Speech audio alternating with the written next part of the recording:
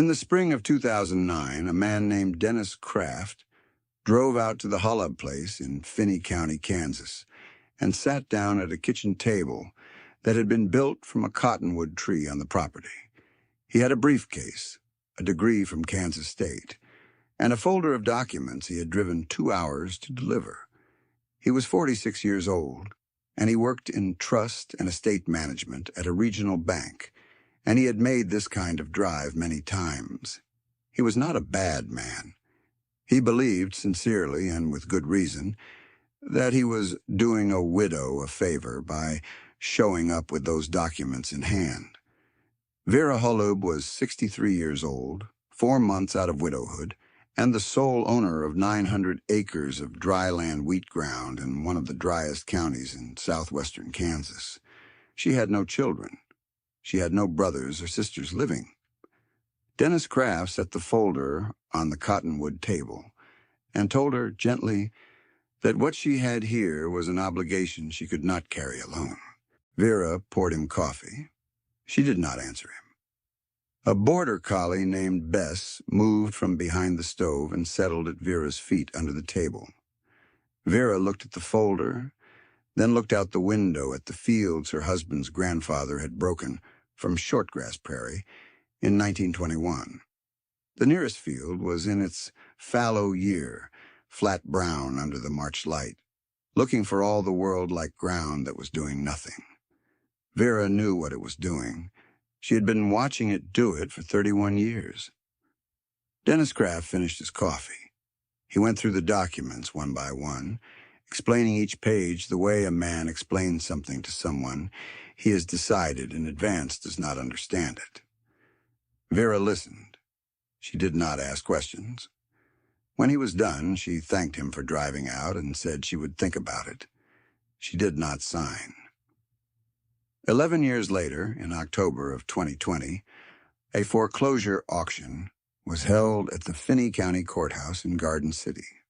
The property on the block was 847 acres of valley bottomland that had once been the most technologically advanced grain operation in the county. Center pivot irrigation, commercial seed contracts, a fleet of equipment that had cost more than $2 million over the preceding decade. It had failed, methodically, the way any rigid system fails when the conditions it was built for stop holding. Vera Holub attended that auction. She was the buyer. She paid $1,400,000 in cash. When the gavel came down, she was standing in the back of the room in a canvas jacket and work boots, with a smear of field clay across her left knee, and nobody who had known her in 2009 would have been surprised. But they were. Let me tell you how an obligation you can't carry alone becomes the deed to a valley. Martin Holub had grown up on that ground. His grandfather, Joseph, had come from Bohemia in 1904 and had spent the first 3 years in the county working other men's fields, learning the language and saving the wages, and walking every parcel of ground he worked with the attention of someone who planned to have his own. He filed his own claim in 1907 on a section of the valley's eastern slope that nobody else wanted because the soil ran heavy and the drainage pattern was unfashionable, and the ground looked, in a dry spring, like it would never come to anything. Joseph had grown up in a dry country farming tradition in Central Europe that the extension offices of the American Midwest would spend the next half-century trying to correct. He did not irrigate. He did not monocrop. He kept a field observation ledger in which he recorded, in careful pencil, the soil temperature and moisture depth at the same 18 locations across his ground every spring and fall, year after year, until 1961, when his hands no longer held a pencil steadily, and he passed the ledger to his son, and his son passed it to Martin. Martin Holub had read that ledger from cover to cover so many times that by the time Vera married him in 1978, she said later, she thought he quoted it in his sleep. The ledger was not sentiment, it was data. 54 years of observations about what the ground held, what it gave back, and what it refused. Martin understood the ledger as a set of instructions for farming a piece of ground that conventional agronomy consistently misread. He carried it to the field in a canvas bag that still smelled faintly of the pipe his father had smoked. He trusted it more than he trusted the county extension bulletins, though he read those too, the way you read the advice of someone who means well and has never walked your particular ground. The thing that conventional agronomy misread was this. The soil under the Holub 900 acres was heavy-textured, clay-rich ground sitting above a shallow subsoil that held available water longer than any irrigation well could replicate. The secret was not the aquifer. The secret was the 2 feet of clay loam soil above it. When you farmed that ground the way Joseph had farmed it, alternating wheat years with summer fallow years in a strict 2-year rotation, you were doing something that looked, from the road, like leaving half your ground idle. A field going fallow produced no commodity. It generated no bushel count. To the extension model and to the bank's asset assessment, it was a gap in the yield record. It was not idle. The fallow year was when the clay loam loaded. Rain that fell in a fallow year did not run off and did not evaporate quickly.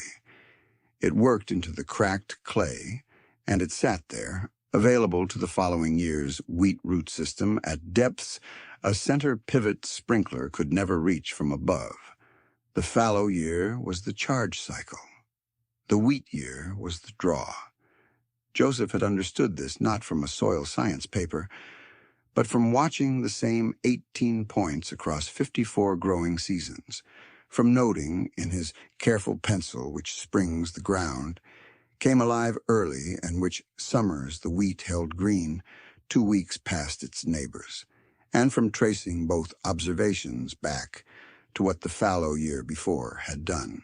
He built his rotation around what the ground taught him, and then he wrote it down, and then his son read it, and then his son's wife. Let me tell you what that means in practice, because it is not intuitive. A center pivot system replaces water at the surface continuously, keeping the top 12 inches of soil wet through the growing season. The root system of commercial wheat planted into that ground stays shallow. Why would it go deeper? The water is up top.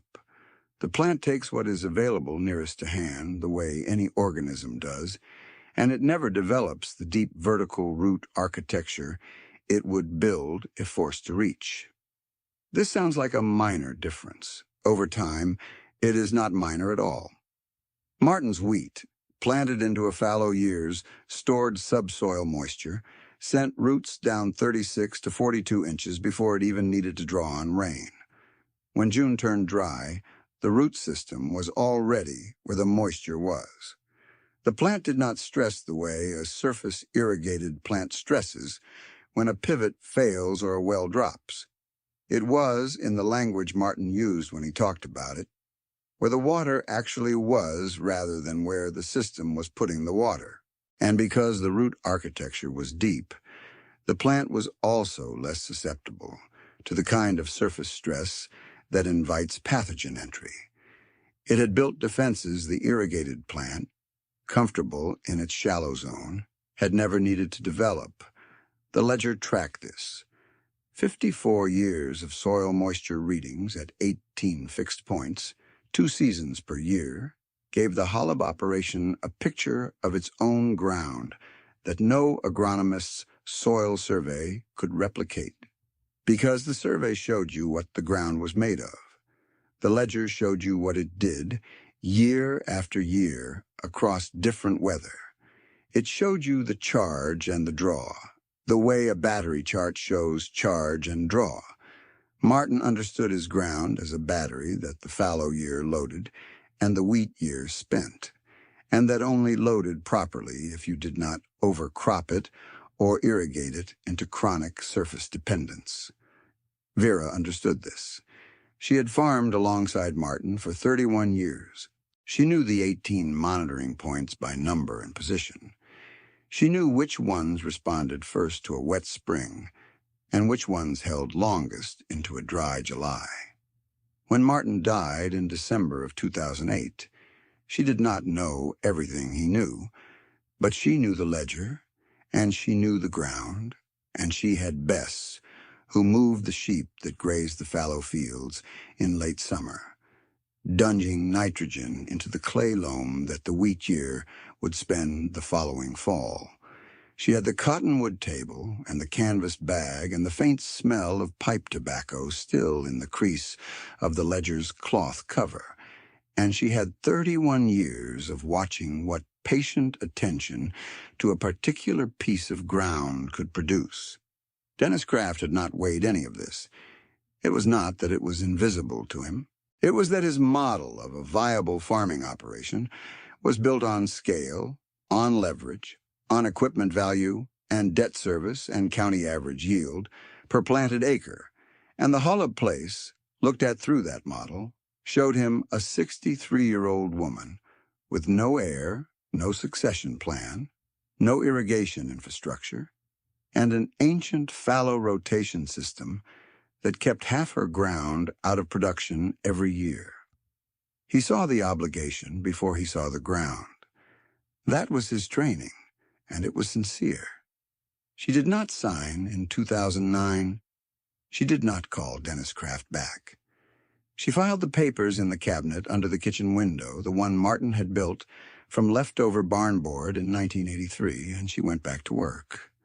The second time Dennis Kraft told Vera that what she had was an obligation she could not carry alone, it was February of 2012 at a county bank advisory meeting in Garden City.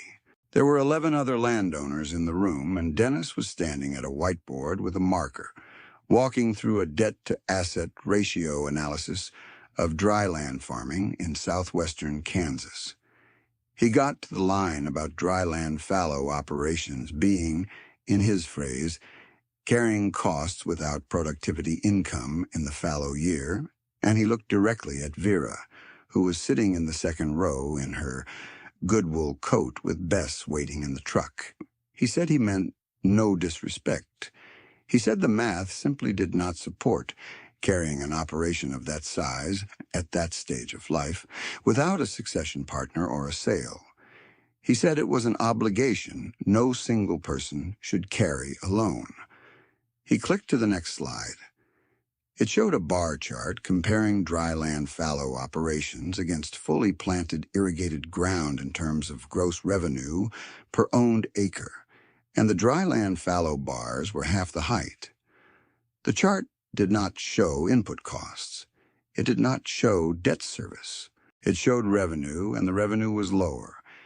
And to the 11 people in the room who were weighing land decisions of their own, the chart was a reasonable thing to believe. Dennis Kraft had spent 11 years believing it himself. The room agreed with him. They had reason to. Glenn Matson, who farmed the 560 acres adjoining the Holub west boundary, was running 2 center pivots he had financed in 2007 and 2010, and his commodity wheat contracts were solid. Glenn was a careful, honest man who genuinely liked Vera Holub and who also genuinely believed she would come to her senses eventually. He had told her so once over the fence line in the winter of 2011 in a tone that was kind and entirely wrong. He had new equipment and good contracts and a water supply he had been drawing on since 1994, and from where he stood, the math Dennis Kraft was describing was the only math that made sense. Glenn's 2012 yield came in at 61 bushels per planted acre under pivot, which was competitive. His well service costs that year were $18,000. His pivot maintenance came to $11,000. His seed contract locked him into 2 varieties of hard red winter wheat, both bred for irrigated application and high commodity volume. His total input cost per planted acre ran to $187 that year. It was a functional operation, and it was profitable, and it was built on assumptions about the aquifer that had not yet been tested against the rate at which they were consuming it. The Holub place that same year yielded 53 bushels per planted acre on its wheat year ground, which was 620 acres. The fallow 380 acres showed nothing at all to the road. Vera's well service costs were zero. She had no pivot and no irrigation system of any kind. Her seed cost ran to $41 per acre because she was planting a heritage turkey red variety that Martin had maintained for 30 years from saved stock, selecting each fall for the heads that came through cleanest, the plants that had stood straightest under whatever the summer had offered. You did not buy that seed from a company. You saved it from your own crop, and you traded it with the two other operators in the county who still ran it. Her total input per acre came to $89, just under half of Glenn's. She paid the property taxes and the insurance and Bess's feed and a part-time hand for Harvest Week, and she set the remainder in a county savings account, the way Martin had done before her and Joseph before him. She recorded the season in the ledger in the same pencil notations Joseph had used, at the same 18 points on the same grid. If you are sitting somewhere right now where you have seen a patient thing outlast a confident thing, you know what the ledger was beginning to accumulate. Not just observations, not just data. Time. Claire Holub arrived in the fall of 2014. She was 27 years old, Martin's only niece by a younger brother who had left the county in 1989 and built a life in Nebraska. She had a business degree from Creighton. She had read the estate documents that Dennis Kraft had originally prepared, and she had driven down from Omaha because she was the closest thing to family. Vera had, and she was worried.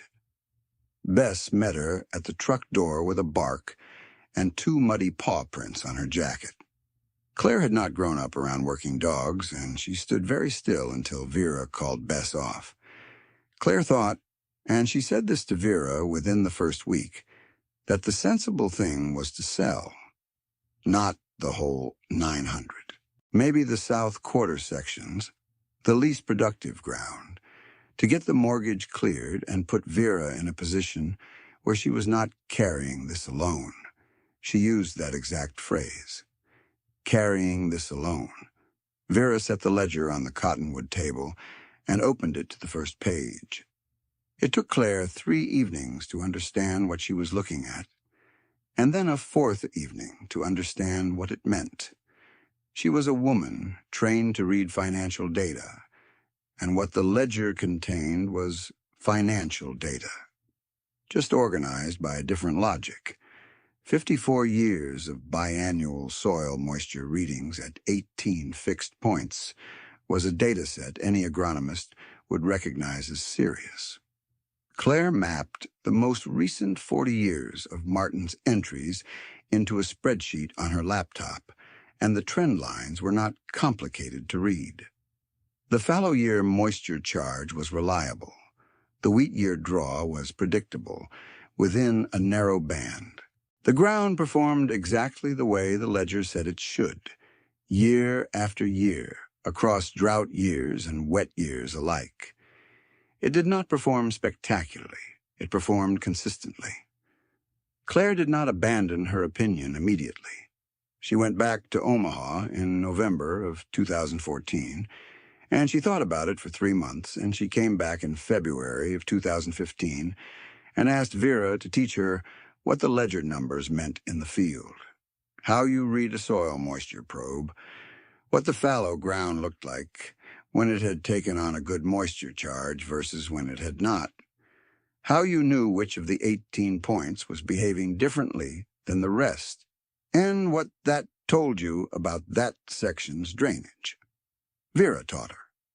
They went out to the monitoring points with a probe and a notebook for 3 straight days in February mud, Bess circling them at a loose trot, and Vera named what she was seeing and why. Claire took notes in a spiral book she had bought at the co-op in Garden City. The first day she wrote down numbers and asked questions about methodology. The second day, at monitoring point 11, in the low south section, where the clay loam ran deepest, Claire pushed the probe in herself and read the gauge and wrote down the number without being told. She stood there for a moment looking at what she had written. She said this section was wetter than the one they had checked on the north end. Vera said it always was in a fallow year in that corner. The drainage pattern pushed the percolating rain toward that section. Martin had noted it in the ledger since the 1980s and had adjusted his fallow year sheep rotation accordingly, keeping the flock on the wetter corner a week longer so the dunging concentrated there. Claire wrote that down too. On the third day, she did not ask questions. She moved from stake to stake with the probe and the notebook, and took the readings and let the numbers be numbers. Vera walked a half-step behind and watched and did not say anything. Some things only show when you stop explaining them. Something was beginning to change beneath Finney County, though the word change understates it. The more accurate word is drop. The Ogallala aquifer had been declining for decades. The county had reported on it. The state had studied it. But in 2016, the Water District published a set of readings that were different in character from the earlier ones, not a slight decline year over year, but an acceleration. The midpoint of the aquifer, beneath the heaviest pumping sections of the county, had fallen 11 feet in 3 years. That number looks like a data point when you read it on a page. It is a catastrophe when you understand what it means to a center pivot operation, drawing from that aquifer every growing season to keep 1,000 acres of commodity wheat from burning in July heat. Glenn Matson understood it. He was not a foolish man, and he had read the Water District reports. He had been watching his well-draw drop since 2015. His 2016 irrigation cost jumped because he had to pump longer to apply the same amount of water. His 2017 cost jumped again. He had a note on the 2010 pivot that was 3 years from retirement, and a note on the 2007 pivot that had already been refinanced once. He sat across from Dennis Kraft in late 2017, and Dennis told him the operation was technically solvent and that the water situation was likely to stabilize. He said it was a manageable constraint, not a structural problem. Glenn believed him because Glenn had no better framework and because Dennis's projections had been right before. He refinanced the older pivot and planted his spring seed and watched the well readings through the summer with the attention of a man who has begun to understand that the thing he is watching may not hold. In August of 2017, his east section well drew for 19 hours to apply what it had previously applied in 12. He made a note of it in the log he kept on the clipboard hanging in the pump shed. He made a note of it the way you note something that you do not yet know what to do about, which is to say carefully and without yet naming what it is. In the summer of 2018, a wheat rust strain came through the central Kansas belt that hit hard red winter varieties bred for high-yield irrigated application. The commercial seed varieties Glenn's contract specified had been bred for yield and for speed of maturation, and in that breeding they had traded off disease resistance that older varieties still carried deep in their genetics. A geneticist from the University Extension put it plainly. When you breed a plant line for one set of conditions, you thin out the insurance against other conditions. You optimize for the situation you expect, and you hollow out the margin for the situation you didn't see coming. The rust found that margin.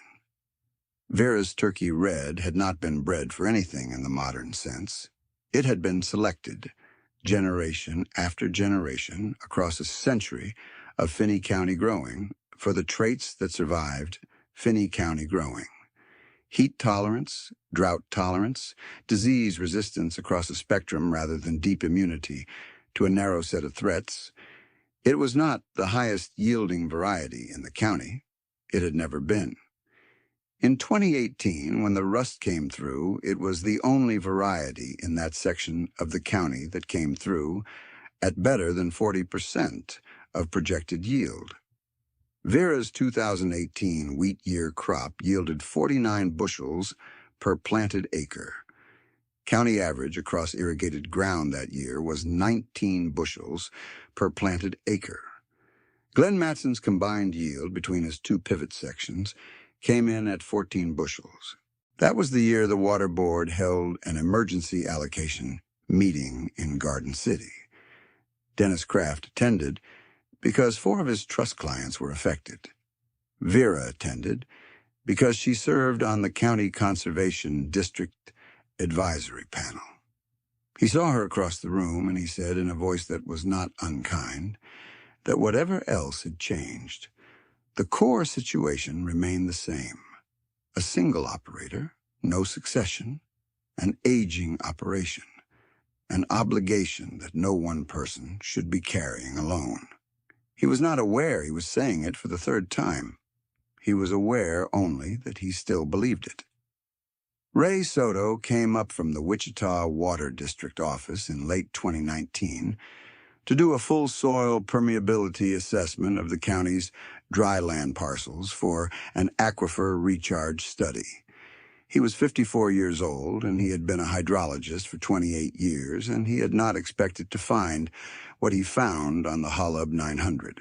He spent 3 days on the property with soil cores and a tensiometer rig, and on the third afternoon he stood at the fence line between Vera's fallow south section and the adjacent ground, where the rust damage from the previous year still showed in the patchy regrowth, and he asked how long this rotation had been running. Since 1921, Vera told him.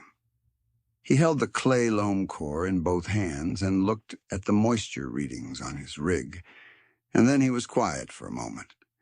He turned the core over and pressed it with his thumb, the way someone does when they are not performing knowledge but actually using it, feeling what the soil told him against what the numbers on his rig were saying. The recharge rate on this parcel, he said, was the highest he had measured in the county. The fallow ground was not idle. It was functioning as a sponge. A century of alternating wheat and fallow, without irrigation or heavy chemical application, had built a soil structure that absorbed and held precipitation at a rate the adjacent irrigated ground, compacted by equipment traffic and chronically wet at the surface, could not approach. The surface of irrigated ground, he explained, seals over time. Equipment weight compresses the upper layer, and the cycle of wetting from above and drying rapidly creates a structural crust. Rain that hits crusted ground moves laterally toward drainage channels instead of working in. The Holub clay loam, never compacted by pivot machinery and never surface wetted from irrigation, had kept its vertical structure. It still cracked deeply in drought and swelled and sealed gradually in rain, and each crack was a pathway. The Holub 900 had been recharging the shallow water table beneath it for 100 years, not drawing from the aquifer, contributing to it. In a wet year, the contribution was modest. Across a century, it was not modest at all. The distinction had never mattered when the aquifer was healthy. It mattered now. Glenn Matson's operation went to foreclosure in March of 2020. He had held on as long as the operation could hold, 2 years longer than his banker had expected, because he was careful, and he fought for every bushel the ground could give him. In 2019, his east section well dropped to a draw rate of 60% of its 2014 capacity. He ran his pivots at reduced pressure, and the crop showed it. His final wheat yield, the 2019 crop harvested in June of that year, came in at 22 bushels per planted acre at an input cost of $211 per acre. The math had not worked for some time. He had kept farming through it because the land was his family's land and because he believed, genuinely, that the water situation would stabilize. It did not stabilize. He held a small parcel at the north end of his original acreage, the driest section that had been marginal under pivot and was the least attractive to the bank, and he sold the equipment over 3 days in April, and he paid most of what he owed. He was 58 years old. He moved his family to his wife's parents' house in Dodge City while he sorted out what came next. He did not blame Vera Holub for anything, and she did not treat his loss as evidence of anything she had known. She had seen enough seasons to understand that the structural shock that broke Glenn's operation was not personal and was not the product of his choices alone. He had followed the credentialed path faithfully, and the credentialed path had not been built to account for what the aquifer would do after 3 decades of the extraction rates it had encouraged. That was not Glenn Matson's failure. That was the failure of a model that had never been designed to read what the ground was actually doing. Vera called him the week after the foreclosure notice posted. She said she was sorry, and she meant it. That was the whole conversation. The 847 acres went to auction in October of 2020. Vera had been watching the county parcel maps since the notice. She knew the ground. She had walked the fence line with Glenn for 15 years, and she had her own monitoring readings from points near the shared boundary. Ray Soto's permeability report had been published in the spring, and she had a copy of it in the barnboard cabinet under the kitchen window, beside the original ledger. She called Claire in September. She said she needed someone to help her read the auction terms, and that she thought there was something worth looking at. Claire drove down from Omaha, where she had been working remotely for 14 months and spending most evenings thinking, without quite admitting it, about soil moisture probe readings and clay loam cores and 100 years of pencil observations. She sat at the cottonwood table with Vera and the auction lot description and the county's soil survey and Ray Soto's report. It took them about an hour to agree on what the ground was worth and what they were willing to bid. Vera had been banking the surplus from the Holub 900 since 2009. Not the whole surplus. She had maintained the place, re-roofed the barn in 2013, replaced the truck in 2016, paid Claire a fair wage for the weeks she had spent on the property over the preceding 6 years. She had no debt service, no irrigation financing, no commercial seed contracts. Her input costs had held at roughly half the county average for 11 years, and the annual surplus, set aside in the county savings account, the way Martin had done, and Joseph before him, had accumulated without fanfare and without any intention of fanfare. It was simply what happened when a low-cost operation produced a consistent yield with no leverage and no one drawing it down. $1,712,000. That was what the account held when Vera and Claire did the math at the cottonwood table in September of 2020. The opening bid on the 847 acres was $600,000. There were 9 registered bidders in the courthouse room. Dennis Kraft was there representing 2 of his trust clients who had interest in the parcel. He saw Vera Holub come in, and he noted her, the way he had always noted her at county meetings, with a kind of patient concern that had never quite updated itself. He thought she might be there for the North 40, the parcel that shared the longest fence line with the Holub boundary. He thought it was understandable. He did not think further than that until the bidding had run well past $1 million, and Vera was still raising her paddle. $1,395,000. The room was quiet for a beat. Then the auctioneer confirmed the bid and called for the check, and the room began to move again. Vera Holub was the buyer. She paid with a cashier's check, drawn on the county savings account she had been filling since the spring after Martin died. The check had been prepared at the bank in Garden City that morning. The teller who handed it to her across the counter had been 2 years behind Vera in the county school and had not seen her in a decade, and she looked at the amount on the check and then looked at Vera and said quietly that she had not known. Vera said most people hadn't. Claire stood beside her when the gavel came down. She did not say anything. Neither did Vera. Several people in the room looked at one another. One of the other registered bidders, a land investment manager from Dodge City, who had driven in expecting to win the parcel at under $1 million, stood very still for a moment with his bid paddle at his side. He had not known, either, what he was competing against. Bess was in the truck in the parking lot, and they walked out through the October air together. Vera opened the truck door, and Bess put her paws on Vera's knee, the way she always did when Vera came back from somewhere she had been a long time. Dennis Kraft came out of the courthouse a few minutes later. He stood near the bottom of the steps for a moment, and then he walked over. He said he hadn't understood what she had been doing out there. He said it plainly, without qualifying it. He said he would like to understand it better if she was ever willing to explain. She was. In the spring of 2021, 3 families who held dry land parcels in the east section of the county and had been feeling the pressure to sell drove out to the Hollow Place. They had heard about the auction. They had heard about the permeability report. Word of both had traveled at the particular speed that news travels in a rural county, which is slow and thorough and arrives before you know it is coming.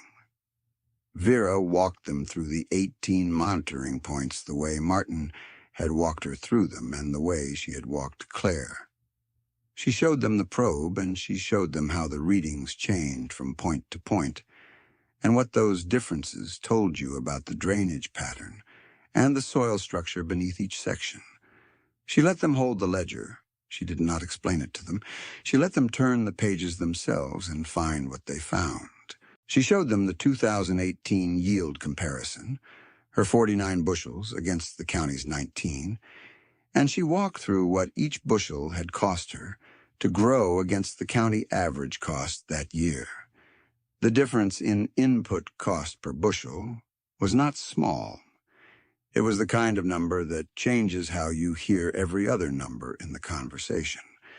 She gave each family a pound of turkey red seed from the bin Martin had built in 1984, the same bin where the heritage stock had been stored, dry and cool, through every summer for 3 decades.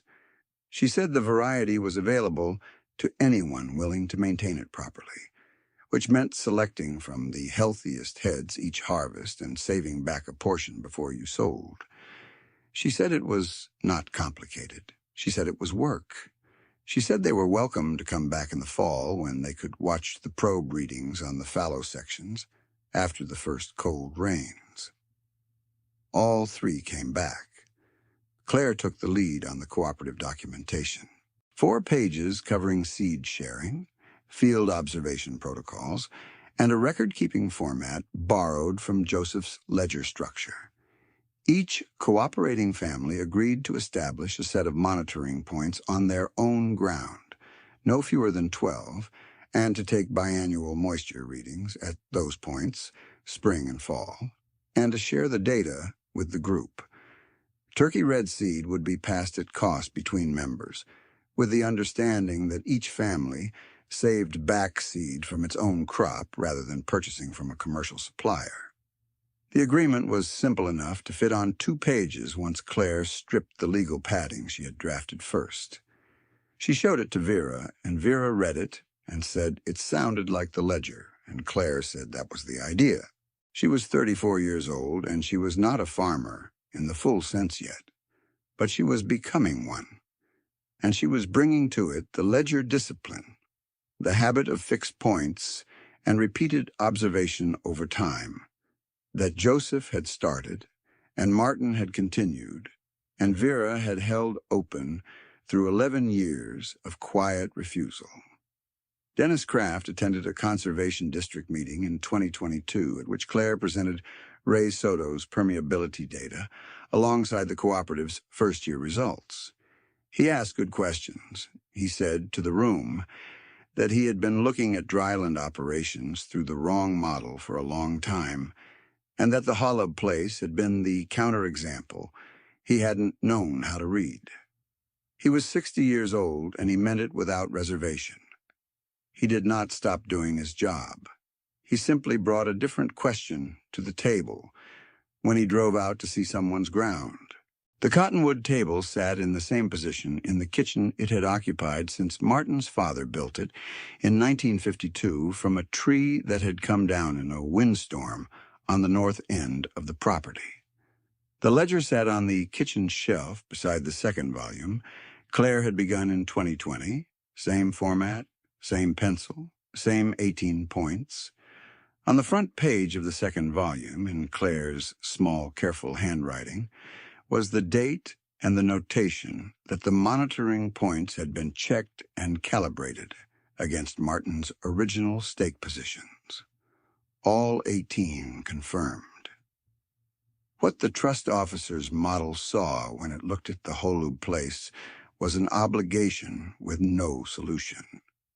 What it was looking at was a century of attention, specific and accumulated, and tied to one particular drainage in one particular county that no general model had ever been designed to hold. The model was built for the average, for what could be projected across many parcels, for what could be quantified on the spreadsheet that Dennis Kraft carried in his briefcase on a 2-hour drive in the spring of 2009. It was not built for what Joseph Holub had been recording since 1907. It could not be. General knowledge of that kind is useful precisely because it travels, and what travels is always an abstraction, a map of the territory rather than the territory itself. There is a kind of knowledge that fits a curriculum, that licenses a person, that can be applied from county to county without losing its shape. It is not wrong. It is simply incomplete in the way that all maps are incomplete, which is to say it does not know the ground. And there is a kind of knowledge that is inseparable from a specific clay loam horizon and a specific shallow subsoil and a specific set of 18 numbered stakes that a man from Bohemia drove into the ground in 1907 because he wanted to know what his particular piece of earth was doing at 18 particular places over time. That knowledge cannot be entered into a county average. It cannot be leveraged or certified or turned into a projection model. It shows up as a number, eventually, in a courthouse room with a gavel and 9 bidders and a woman in a canvas jacket who had been reading the ground since before the man with the briefcase was born. What is rigid breaks under the weight of what it didn't account for. What is patient and particular and paying attention endures. Bess was gray at the muzzle by then, slower on the fence line, content to wait at the truck rather than circle. She was still there when the 3 families came back in the spring, still there at the cottonwood table, when Claire set the second volume beside the first.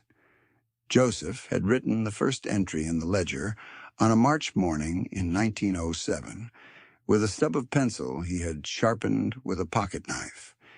Claire's entry for that same week in 2021, at the same 18 points, was written in the same grade of pencil on the same weight of notebook paper. The ground had not changed. The method had not changed. The obligation had not changed either. It had simply become, at last, the deed to a valley.